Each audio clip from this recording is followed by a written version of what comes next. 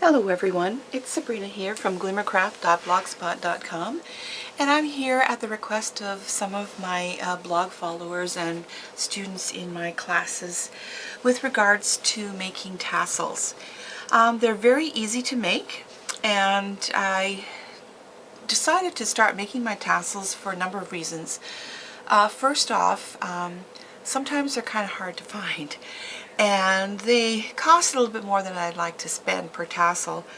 Plus you're very limited in the colors and sizes, and so I thought, well, why not figure out how to do them, and it's very easy to do.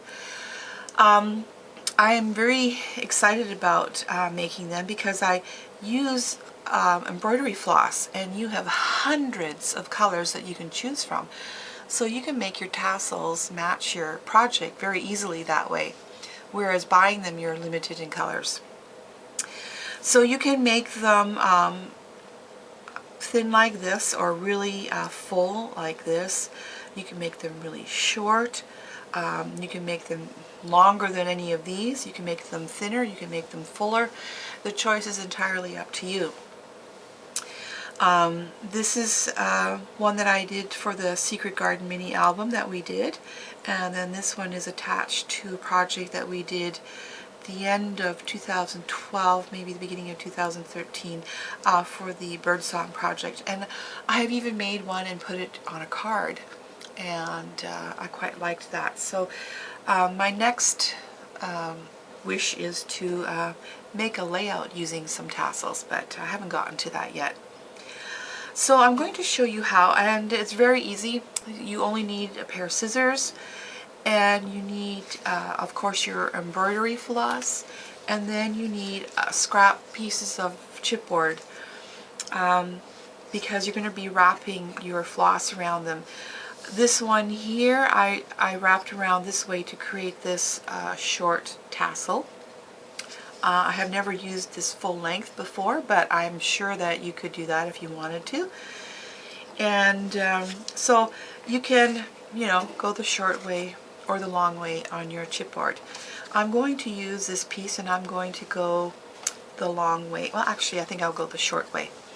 So I want to talk a little bit about that first, because there's a little bit of a difference if you use your right hand to hold and your left hand to wind, or vice versa.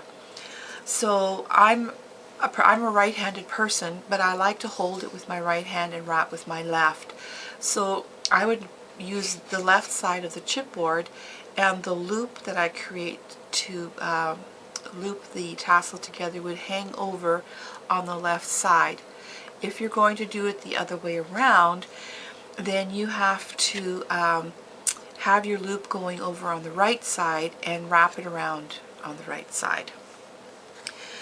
So I'll move these out of the way here, and what you're going to do to begin with is you're going to determine the length that you want for the cord that the tassel hangs from.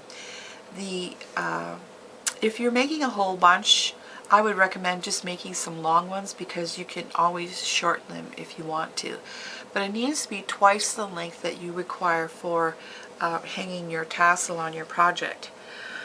I'm not making this one for a project, so I'm just going to cut a piece off, and as you can see, you've got your two ends together, which creates a loop on one end. So I'm going to wrap it around this way, and I'm right-handed. I hope this works on the camera. So you're going to hang your loop over the left side if you're wrapping with your left hand. And if you're wrapping with your right hand, it would go on this side. So I'm going to hold that in position there. Now what you're going to do is, when you first start, you're going to have a longer piece at the beginning and at the end. So you're going to you need about 4 inches to work with, which is generous, but that would be a good estimator to use. So this is about 4 inches hanging here, and it's longer than my tassel will be. Now I'm going to put that off to the side because I don't want to wrap all my loops over it.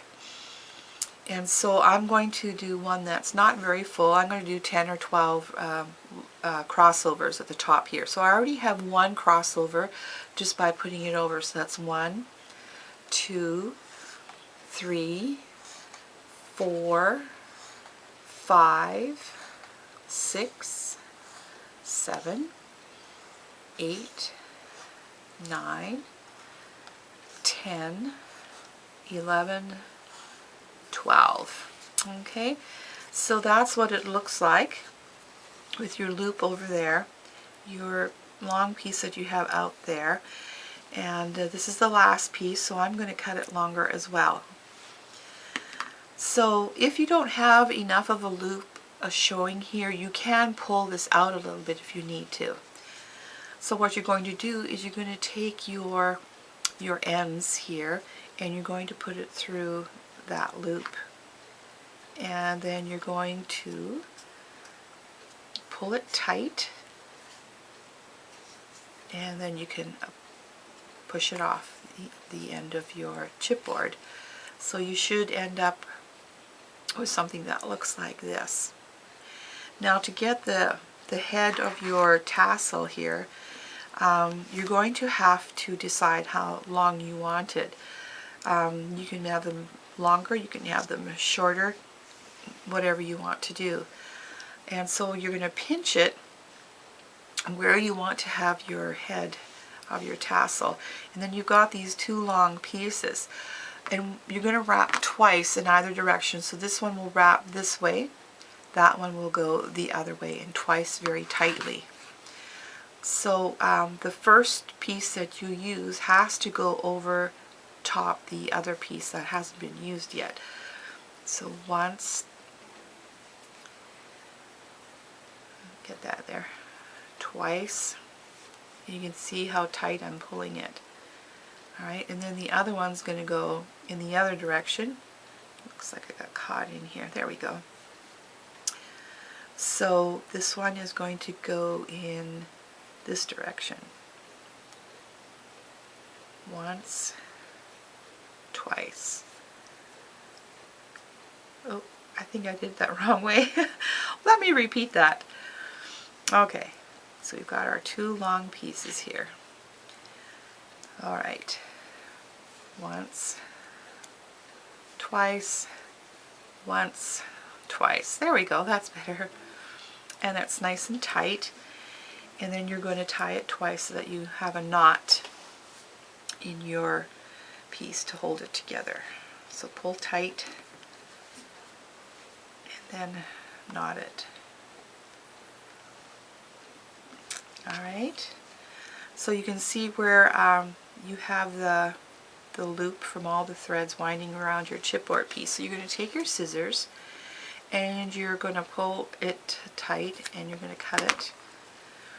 Then you're going to take those long pieces that you used to tie up here to make the head of your tassel, and you're going to trim it all so that they're all even. And you might want to do this a few times to make sure that they're all, that's pretty good. And so there you have your tassel. It's nice, quick, and easy, isn't it? So I hope that this has helped you. You can use baker's twine. That works very well with this, as does some of the thinner hemp cords, which gives a nice rustic look. So there's different options out there. Fewer colors, of course, but I hope that you're going to have fun making your own tassels, and be interesting to see what kind of projects that you put your tassels onto. So thank you for joining me, and have a great day. Bye for now.